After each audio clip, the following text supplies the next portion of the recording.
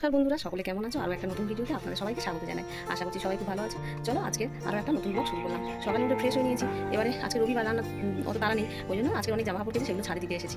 গিয়ে মেয়েদের পড়াবো, তারপরে রান্না বেলা থেকে। ঠিক আছে, চলো আজকে থাকুন আমার সাথে এবং ভিডিওটা দেখো। দেখো, সকালে মেয়েদের বাদাম দিয়ে দিয়েছি, দুজনে বসে আছে সোফায়। বাদাম দিয়েছি, বড় মেয়ে ছাড়িয়ে ছাড়িয়ে খাচ্ছে। আমি এদিকে স্নান করে ছাদে চলে এসেছি জামা কাপড় দিয়ে। কদিন খুব বৃষ্টি হচ্ছে, তাই বেশি কিছু কাচা হয়নি। আর আজকে একটু রোদ উঠেছে, তাই আজকে একটু বেশ জামা কাপড় অনেকগুলো কেচে দিয়েছি, দিয়ে সেগুলো ছাদে মেলতে মেলতে তোমাদের সাথে গল্প করছি। ছাদে জামা কাপড়টা দেওয়ার পরে গিয়ে মেয়েদের পরাবো, চা খাবো, তারপরে রান্না বান্না। সারাদিন কত কাজ। ছুটির দিনে মানুষের একটু রেস্ট নেয়, কিন্তু আমাদের কাজের শেষ নেই। আজকের এই জায়গাটা পরিষ্কার করবো, তার আগে মেয়েকে একটু পড়িয়ে নিয়ে ওর একটা খাতা কাজ দিয়েছি, প্যারাগ্রাফও করছে, আমি একটু চা বিস্কুট খেয়ে নিচ্ছি। তারপরে ওকে পড়িয়ে উঠে আবার হচ্ছে দাম।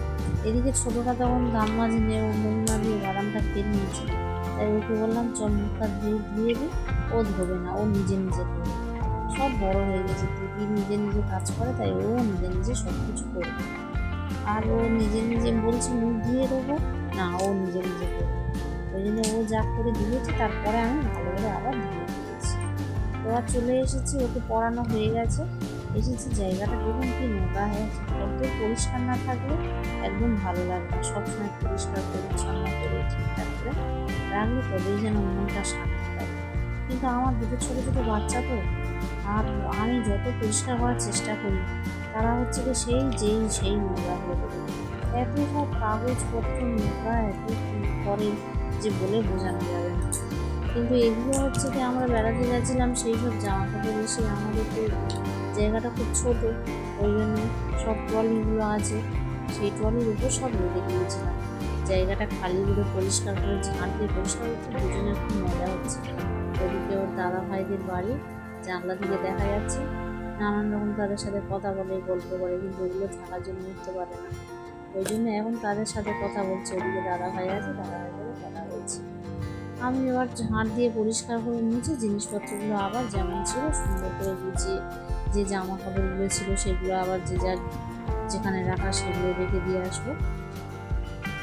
সেগুলোই সব গুছাচ্ছি। এদিকে দুজনে খেলছে, দুজনকে খাইয়ে দিয়েছি। সারাদিন কত ব্যস্ত, সারাদিন কত কাজ, যা শেষ করা যাবে না। এই এদিকে ওর বাবা বাজারে গেছে, বাজার থেকে এলে আবার রান্না হবে।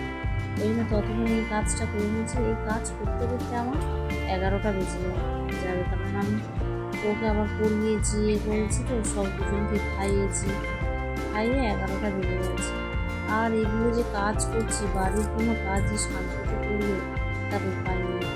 ছোটোটা এত বদমাইশি করছে, দেখো সামনে করছে, এটা নিচ্ছে ওটা নিচ্ছে। ঝুড়ির মধ্যে ওদের যত চাদরগুলো আছে রেখে দিই, চাদরগুলো রেখে দিলে এবারে বিছানা চাদর গুছাবো, একটা জায়গা নির্দিষ্ট কভার ছোটো ছোটো বড্ড এলোমেলো হারিয়ে যায়, সেই জন্য গুছিয়ে রাখছি, নিচে রেখে দেবো। ও এখন ওখানে ওটা চলছে দেখেছে, ওর খুব মজা লাগছে, তার সামনে লাফালাফি ঝাঁপাঝাঁপি বাদরের মতো লাফাচ্ছে। ওখানে একটা নিচে মরা আছে, তার উপর ঝুড়িটা রেখে দিচ্ছি, কারণ একদম মেঝেতে রাখলে আবার ওগুলো তো ফুটো ফুটো মতো ধুলো ময়লা ভর্তি যাবে। একটু উঁচুতে রাখলে ধুলোটা কম লাগবে, কিন্তু ওটাও দিতে হবে, সেই জন্য ও কাঁদছে। কী যে সমস্যা, দুটো বাচ্চা নিয়ে সংসারের যাবতীয় কাজ একা করা খুব কঠিন ব্যাপার। লোকে বলে কী কাজ করছো কী কাজ করছো, কিন্তু এই যে দুটো বাচ্চা সামলানো খুব কঠিন কাজ। আজকের ভিডিওটা এখানে শেষ করছি বন্ধুরা। কেমন লাগলো জানাবেন কমেন্ট করে, অবশ্যই ভালো লাগলে একটা লাইক কমেন্ট শেয়ার করবেন, আমার পাশে থাকবেন। সবাই ভালো থাকবেন, সুস্থ থাকবেন এই কামনা করি। আর অবশ্যই কেমন লাগলো কমেন্টে জানাবেন, ভিডিওটা কেমন লাগলো কমেন্টে জানাবেন।